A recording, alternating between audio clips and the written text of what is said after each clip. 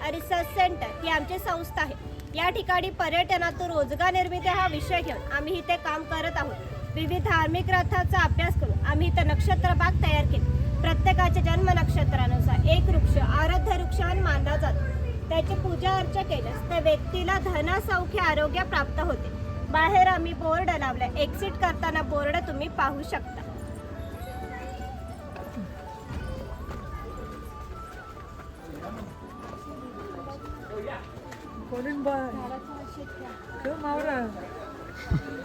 हा पिंपळापान आम्ही कोकणी भाषेत वड पिंपळ याला पवित्र म्हणतात. तसंच याला दीर्घायुष्याची प्रतीके मानली. याला पिंपळपार म्हणतात. कारण हा जो दगडी कट्टा बांधलेला त्याला कोकणी भाषेमध्ये पार असं म्हणतात. हा पार सुमारे 400 वर्षापूर्वी बांधला गेला. जेव्हा हा बांधला गेला तेव्हा इथे पिंपळाचे रोप लावण्यात आले. म्हणजेच हा पिंपळ सुद्धा 400 वर्षापूर्वीचा जुना आहे. मावशी कधी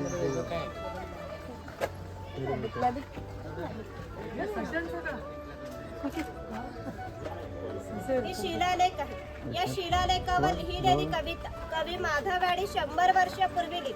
चिपळूण येथे झालेल्या पहिल्या कोकण मराठी साहित्य संमेलनामध्ये या कवितेला कोकणची प्रातिनिधिक कविता म्हणून स्वीकारण्यात आली. यामध्ये नंदनवन शब्द आला आहे. नंदनवन या शब्दाचा अर्थ की स्वर्गातील इंद्राची बाग ही जितकी सुंदर आहे तितकेच आपले कोकण ही सुंदर आहे. ही गुहा काळाचे प्रतीक. गुहेच्या अलीकडे वर्तमान काळ तर गुहेच्या पलीकडे 500 वर्षापूर्वीचा भूतकाळ.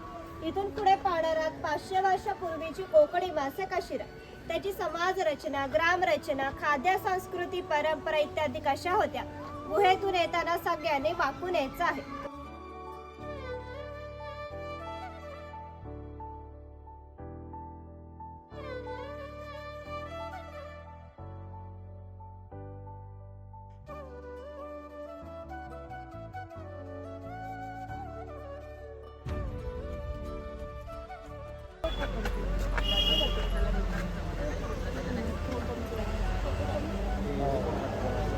पुढे सरका. त्याला ऐकायचं तर पुढे चला. टॅस्मेनियन टायगर तर नाही आहे ना. अजगर ही मला वाटतं जिथं हे कोकमचं झाड याला जी फळं येतात त्यापासून कोकम सरबत कोकम तयार केले जाते. तसेच यांच्या बियांपासून तेल तयार केले जाते. यांचा वापर कैलाचिवा सारख्या क्रीम मध्ये सुद्धा केला जातो.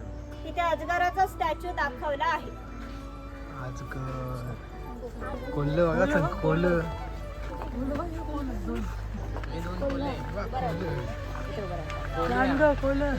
एक कोले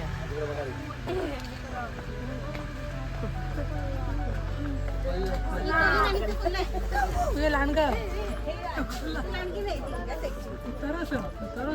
तरच प्रेरणा केली बाबा.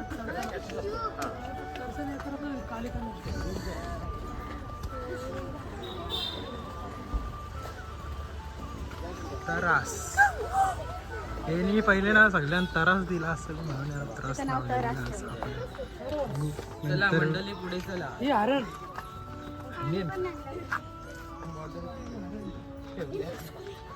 की तो कोण उभा परशुराम. परशुराम हे आहेत भगवान परशुराम. आपल्या पुराणामध्ये असा उल्लेख झाला की हजारो वर्षापूर्वी भगवान परशुराम होऊन गेले. त्याने संपूर्ण पृथ्वी जिंकून घेतली आणि जिंकून घेतलेली पृथ्वी त्याने दान केली. दान केलेली कोणतीही गोष्ट आपण स्वतःसाठी वापरत नाही, परंतु त्याला राहण्यासाठी भूमी आवश्यक होती. आपण ज्या ठिकाणी उभ्या त्या ठिकाणी हजारो वर्षापूर्वी समुद्र होता. त्यांनी त्याचे शुद्ध केले व 40 ते 50 किलोमीटर पाठीमागे ढकलले आणि या सुंदर कोकण प्रदेशाची निर्मिती केली. म्हणून या प्रदेशाला परशुराम भूमी असेही म्हणतात. कोकणामध्ये लाल रंगाचा जांभा नावाचा दगड मिळतो. त्या जांभ्या दगडापासून हा जो पक्का रोड बांधला आहे त्याला कोकणी भाषेमध्ये पाखाडी असे म्हणतात. ही पाखाडी सुमारे 400 वर्षापूर्वी बांधली गेली. पूर्वी ती गणपतीच्या देवापर्यंत होती. काळाच्या ओघात ती नष्ट झाली. आज ती आपल्याला प्राचीन कोकणमध्ये शिल्लक राहिलेली पाहायला मिळते. पूर्वी सामान्यपणे अशा पाखाड्या ग्रामदेवतेकडे जाण्यासाठी बांधल्या जात असत. आपण सुद्धा या पाखाडीने प्राचीन कोकणमधील ग्रामदेवतेकडे जाणार आहोत.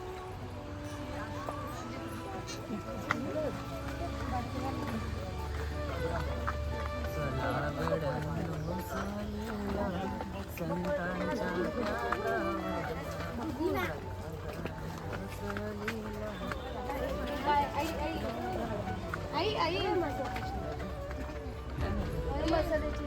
मसाले गरम मसाला खाली बघा स्लिप मारून.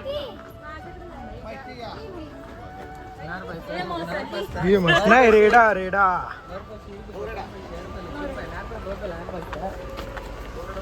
नारपाय सरपंगला तर पहिले यार पहिले इथे राहतो बहुत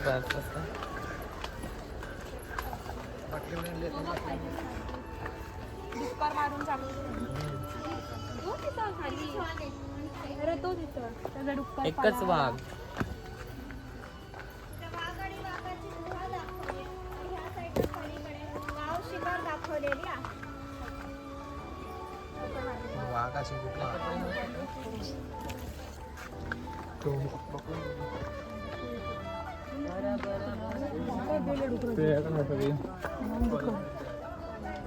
आदिवासी आदिवासींवर टावेल होता. दाखवले हे चिरफळाचं झाड आहे. चिरफळाची फळे ही जंतुनाशक असतात. शेतकरी यांचा उपयोग धान्य साठवण्यासाठी करतो. तसंच यांचा वापर गरम मसाल्यासारख्या पदार्थांमध्ये सुद्धा केला जातो. तेव्हा दादानी आंबा आणला असतो ना गपचूप. तेव्हा तेव्हा तेव्हा आंबा आणली असतो. तेव्हा मी त्याला बोलले तिथे आंबा पडले. बेल बेल आहे बेल. अरे ती जाम भेटतात आपल्याकडे.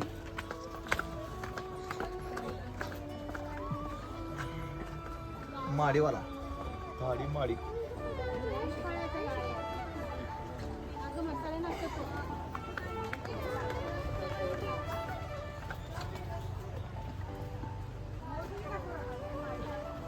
गाव शिकार काय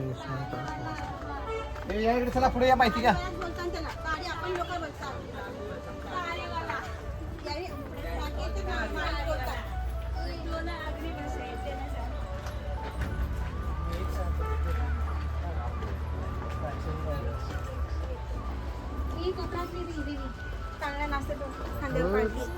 हे ग्रामदेवताचं मंदिर आहे. पूर्वी धार्मिक संस्था गाव नियंत्रित करत असत.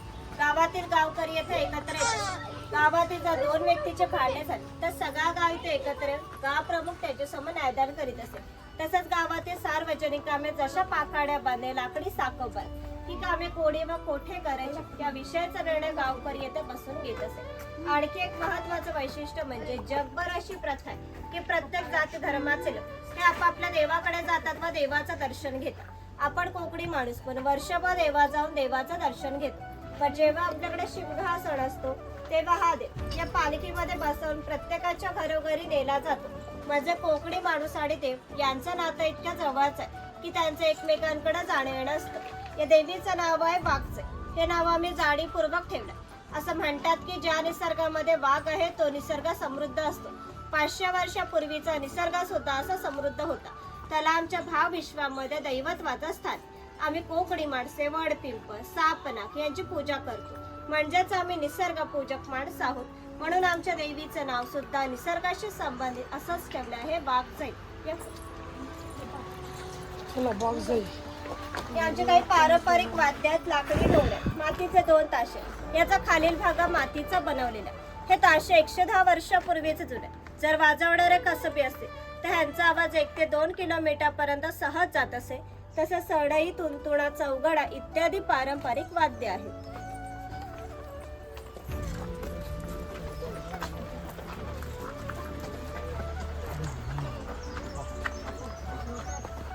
हा चव्हाटा देव. असं म्हणतात की कोकणामध्ये भरपूर भूत असतात. कोकणवासियाची अशी श्रद्धा आहे की हा देव त्यांच्यावर नियंत्रण ठेवतो. म्हणून ह्याला शिमग्याच्या वेळी गाराणे घातले जाते. तसे पशुबळी सुद्धा दिले जातात. इथे वीरग दाखवलेली आहे. वीर लोकांचे प्रतीक चिन्ह.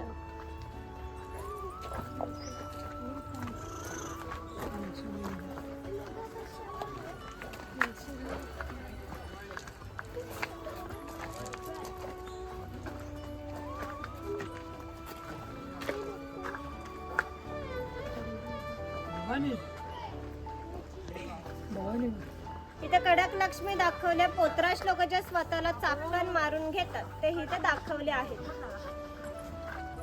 भवानी आपलं भवानी छोटा मारताना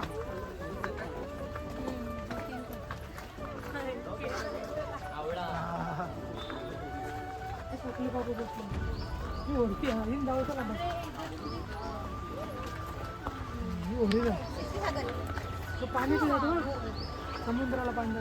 हा कोळी समाज आहे.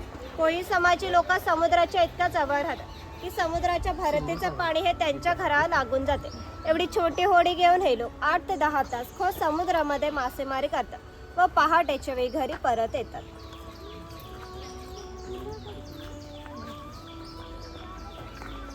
मगर दिसते का मगर इथं? बाबा. चिंबोरी चिंबोरी चिंबोरी चिंबोरी काही नाही नका बघू. चर्मकार कासव ते प्रत्येकाच्या घरोघरी जाऊन सेवा पुरवत असत.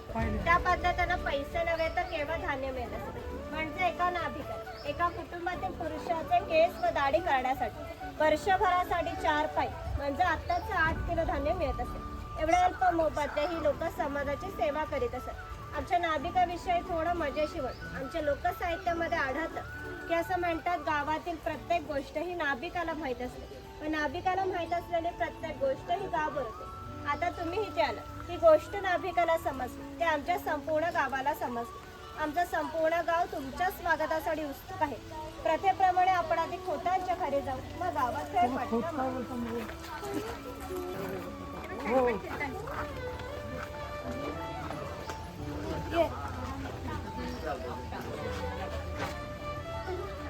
ते खोत राजाच्या गावातील थेट प्रतिनिधी म्हणजे खोत. धार्मिक आणि राजकीय बाबतीत पहिला मान खोतांचा असेल. खोत गावचा प्रमुख असेल. गावात न्यायदान करणे, महसूल गोळा करणे, कायदा आणि सुव्यवस्था सांभाळणे इत्यादी कामे खोतांची असत. ही खोताची बायको आहे. पूर्वी कोकणी स्त्रिया सुंदरी होत्या आणि शूरही होत्या, परंतु त्यांना स्वातंत्र्य नव्हते. माझ घराचा उंबरठा हीच त्यांच्यासाठी मर्यादा होती. ती खोताची 2 मुलं दाखवली. ती आपला परंपरागत खेळ सोंगटा खेळतात. महाभारतामध्ये धर्मराज आणि दुर्योधन यांच्यामध्ये द्यूत नावाने खेळला गेला. घराची रचना पहा. खोच्या उंचाड्यावर बसल्या तिला ओटी असे म्हणतात. मान्यवरांनी ओटीवर बसायचे. समोर आहे ती पडवी. सर्वसामान्यांनी पडवीवर बसायचे. खोताच्या उजव्या बाजूला देवघर, खोताच्या डाव्या बाजूला स्वयंपाकघर आणि खोताच्या मागच्या बाजूला माचघर म्हणजे पूर्वीची बेड. घराचं छप्पर वरती छोटे छप्पर आहे, मध्ये गॅप आहे, त्याखाली मोठे छप्पर आहे.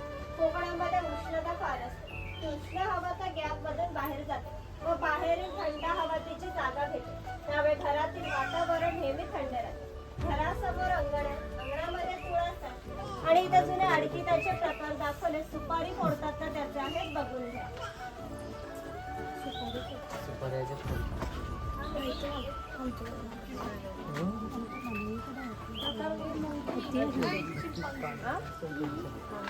आई चिंपांझी बघ कुठली ह्यासारखी चिंपांझी आई ह्यासारखं चिंपांझी काय दुकान लागलं बघा सारखं काहीतरी का काय दुकान लागलं.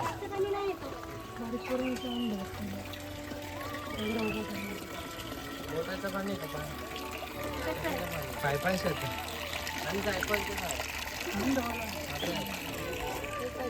हा समोरचा ही आपली सोन्याची जागा आपटीचं झाड आहे. चला कामासाठी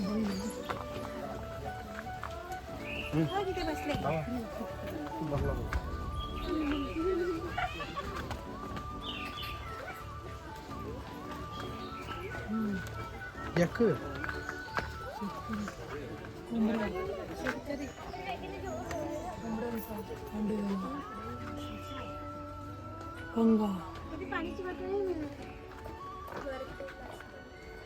बाहेर गेला सूप. हा शेतकरी याचं गवताचं घर व्हायच्या अपुऱ्या कपड्यावर जाऊ नका. हा आमच्या गावातील एक महत्वाचा उत्पादक घटक होता. गावातील 12 बलुतेदार, राजा आणि खोत याला धान्य पुरवण्याचं महत्वाचं काम तर करीत असे. त्याच्या पूर्वी जसा घर असायचा अगदी तसंच घर आम्ही तो उभारला. ही जी पेटलेली चूल दिसते तिला कोकणी भाषेमध्ये पिरसा असे म्हणतात.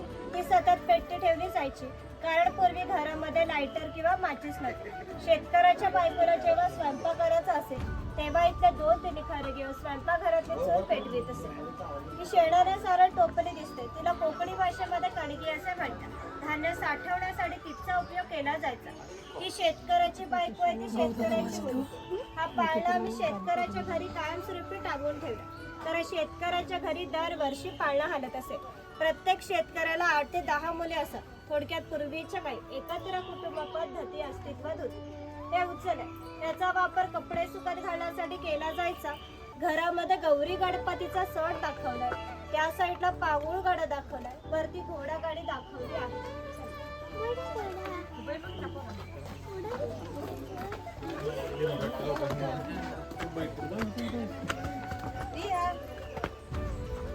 मला वाटतं खरोखरच हा तसंच वाटलं ना मला पण बाजूला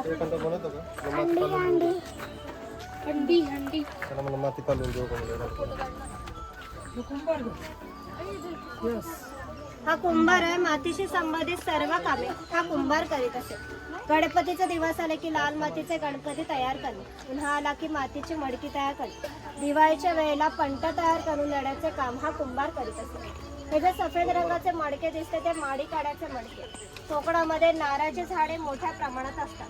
तिला नारळ येण्यापूर्वी पोळी, त्या पोळीला आडवा काप दिला जातो व बाजूला विशिष्ट प्रकारचा झाड पाला लावला जातो. तो पाला आतील माळी शोषून घेतो व थेंब थेंब गळणारी माती हे मडके वरचेवर लावून साठवली जाते. काळाच्या ओघात 12 बलुतेदाराचे व्यवसाय नष्ट झाले, परंतु माडी काढाचा व्यवसाय अजूनही चालू आहे.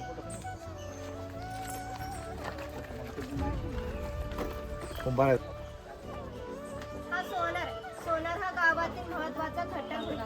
गावातील महिलांना लागणारे दाखले व विविध देवी देवतांना लागणारे दाखले हा सोनार बनवून देत असे. शिमगा व नवरात्र अशा नव्हे ग्रामदेवतांना दागिने घालण्याचा हा सोनाराचा असे.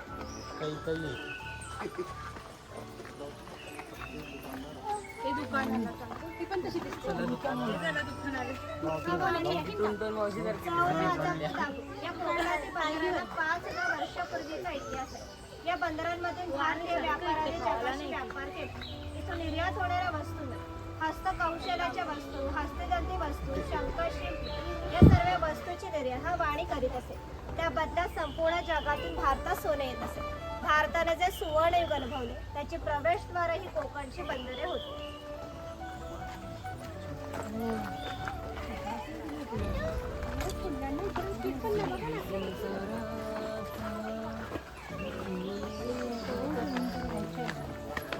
नेचरल वॉटर पंढरीची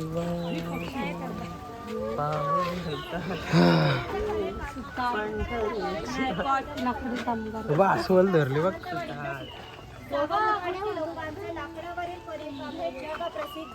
यांच्या काही हस्तकौशल्याच्या वस्तू तुम्हाला आमच्या हस्तकला समन्वय केंद्रात पाहायला मिळतात. तिथं दरवेळेस दाखवलं अस्वलाचा खेळ करतात आणि या साईडला गाडून दाखवल्या चांगला खेळ करतात. चला नंतर घरी. शेतकऱ्याला लागणारे लाकडी अवजारे बनवणाऱ्याचे काम सुतार करीत असे. त्याचप्रमाणे त्या लोखंडी अवजारे बनवणाऱ्याचे काम हा लोहार करीत असे. उदाहरणार्थ कोयता, कुऱ्हाड, नांगराचे फाळ इत्यादी. 500 वर्षापूर्वी कोकणाची राजकीय स्थिती अस्थिर होती. बरेचसे लोक सैन्यांमध्ये होते. त्याला लागणारी लोखंडी ढाल आणि तलवारी बनवणाऱ्याचे काम हा लोहार करीत असे.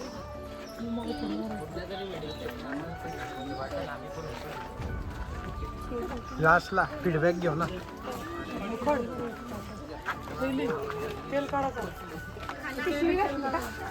हा तेली आहे.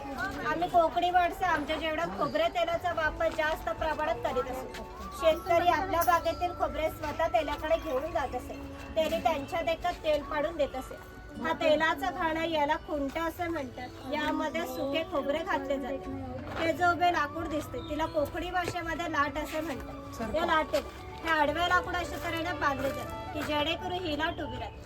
या ठिकाणी जोखडाला बैल बांधतात. या आडव्या लाकडावर दगड ठेवून त्यांनी स्वतः यावर बसतो व हे सर्व वजन घेऊन बैल गोल फिरवला जातो. त्यामुळे आतील खोबरे रगडून त्याचं तेल निघते. आतील तेल भरून काढायचं असेल तर प्रथम जोखडाचा बैल सोडायचा. जोखड बाजूला केली जाते. आडवे लाकूड बाजूला करून लाट बाजूला केली जाते व आतील तेल भरून काढले जाते. पुन्हा नवीन तेल पाडायचं असेल तर पुन्हा सगळं क्रमवार जोडून नवीन तेल पाडले जाते. म्हणजेच पूर्वी तेलाला 5-6 ते 1.5 तास तेल काढण्यासाठी 1 ते 1.5 तास मेहनत घ्यावी लागत असे. यावरून तुमच्या लक्षात येईल की पूर्वीचे जीवन किती कष्टमय होते.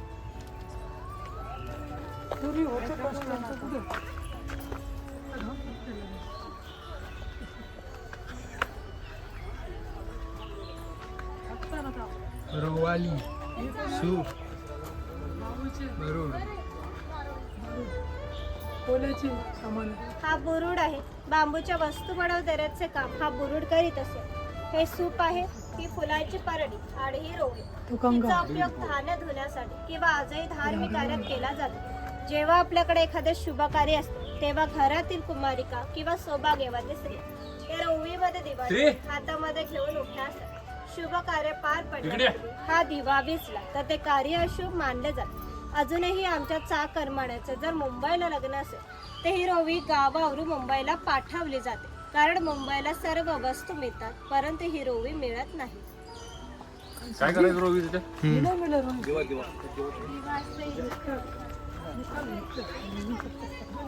आणि ती कल्याणला भेटतं, मुंबईला ना भेटत.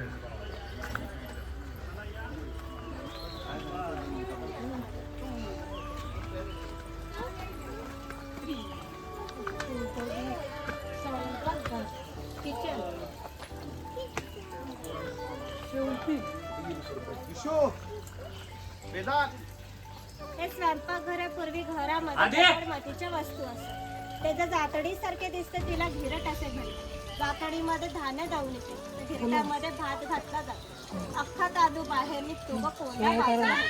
हे मोदक पात्र म्हणजे पूर्वीचं कोकणी. यामध्ये खाली पाणी ठेवले जाते. वरती चाळणीवर केळीचं पान ठेवून मोदक ठेवले जातात. तर झाकण लावून मोदक पात्र चुलीवर ठेवले जाते, त्यामुळे आतील मोदक शिजून निघतात. हे पुरण यंत्र, यामध्ये शिजवलेली डाळ घातली जाते. हे दोन्ही उलट सुलट जिरवले जातात, त्यामुळे आतली डाळ वाटून निघते आणि त्याच्या गोड पुरणपोळ्या बनवल्या जातात. हे शेवयाचं लाकडी यंत्र आहे. हे शेवयाचं लोखंडी यंत्र. तो शेवयाचा लाकडी पाट. हा टिफिन बॉक्स आहे. वरती पाण्याचा तांब्या, खाली 3 डबे आणि बाजूला 2 चमचे. टिफिन बॉक्स दोन्ही बाजूने लॉक केलेला आहे. ही चहाची केटल आणि ही दगडी उखा आहे. यामध्ये पूर्वी भाताचे पोहे काढले जात असे. वरती लाकडी चमचे दाखवलेले आहेत.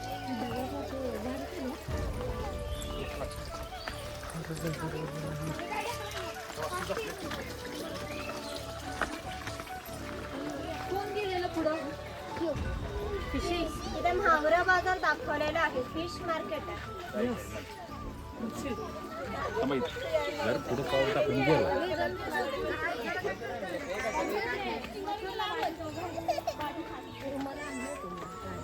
आता राहुल भाईला आणली बांधायला लागेल. चला चला वर चला. चला चला पुढे सर्व हा कासर आहे. मागाशी सांगितल्याप्रमाणे 12 बलुतेदार हे लोकांच्या घरोघरी जाऊन सेवा पुरवत असत. त्याचप्रमाणे हा कासर या मुलीच्या घरी आला. हे या मुलीचे घर आहे. पूर्वी कोकणातील मुलींची लग्न वयाच्या 8व्या ते 10व्या वर्षी होत असे. तोपर्यंत हा कासर त्यांना बांगड्या भरण्याचा कोणताही मोबदला घेत नसे.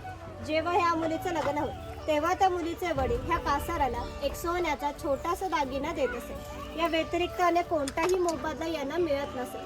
म्हणजेच कासार 8 ते 10 वर्ष मुलींना क्रेडिट देत असे. म्हणजेच पूर्वीची समाज रचना ही एकमेकाच्या विश्वासावर आधारलेली होती.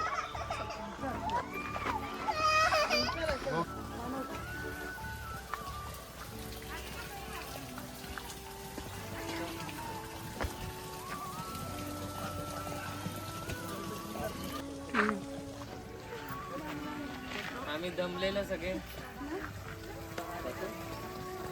हे खरंच आहे की भरपूर मोठे जंगल होते, त्यामुळे पाणीही मोठ्या प्रमाणात उपलब्ध होते. ज्या ठिकाणी गावात उंचावर 12 पाणी वाहत असे तिथे धरणे बांधून प्रत्येकाच्या घरोघरी पाणी पाठवलेले जात असे. लहान मुलं आंघोळीसाठी आणि मासेमारी करण्यासाठी येतात. स्त्रिया कपडे धुण्यासाठी आणि पाणी भरण्यासाठी येतात. गुराख्यासारखे व्यवसाय गुरांना पाणी पाण्यासाठी येत असत. म्हणजे ग्रामीण जीवनातील मध्यवर्ती केंद्र हा आमचा पानवाटा होता. वरती खवल्या मांदा दाखवलेला आहे. हा चर्मकार आहे. चामड्याच्या वस्तू बनवण्याचे काम हा चर्मकार करीत असे. याच्या जोडीला आणखी एक प्रसंग सांगते जो 500 वर्षापूर्वी घडला. इथून 80 किलोमीटर अंतरावर महालेश्वर नावाचं देवस्थान आहे. एका पर्वतामध्ये एक मोठी गुहा, त्या गुहेमध्ये शंकराची पिंडी, तिथे अजूनही जिवंत साप आहे. पूर्वी महालेश्वर देव हे एका गावामध्ये राहत होते. त्या गावातील लोक हे वाईट मार्गाने वागू लागले, त्यामुळे शंकराचे पावित्र्य हे कमी होऊ लागले. शंकराला ते मान्य होणे शक्य नव्हते, म्हणून त्यांनी गाव सोडून जायचा निर्णय घेतला. मकर संक्रांतीच्या आदल्या रात्री ते गावाबाहेर पडले. गावाबाहेर चर्मकाराचे घर. चर्मकार गरीब होता, पण श्रद्धाळू आणि नीतिवान होता. शंकराने कोणत्याही जातीपातीचा विचार न करता चर्मकाराला मशाल दाखवण्यास विनंती केली. चर्मकाराने पण अतिथी देव भव समजून मशाल दाखवण्यास सुरुवात केली. आज ज्या ठिकाणी महादेश्वर आहे त्या ठिकाणी जा. शंकराने आपले खरे रूप प्रकट केले व चर्मकारा दर्शन दिले व त्यास सांगितले की आजपासून मी याच ठिकाणी राहणार. या गोष्टीला जवळजवळ 500 वर्षे होऊन गेली, परंतु दरवर्षी मकर संक्रांतीच्या आदल्या रात्री शंकराच्या मूळ गावातून पालखी निघते. तिला मशाल दाखवण्याचे काम चर्मकाराचा आजचा वंशज करतो. म्हणजे महालेश्वर हे असं ठिकाण आहे की जिथे कोणताही जातीभेद मानला जात नाही. तुम्ही जर श्रद्धाळू असाल तर तो तुम्हाला नक्कीच पावेल.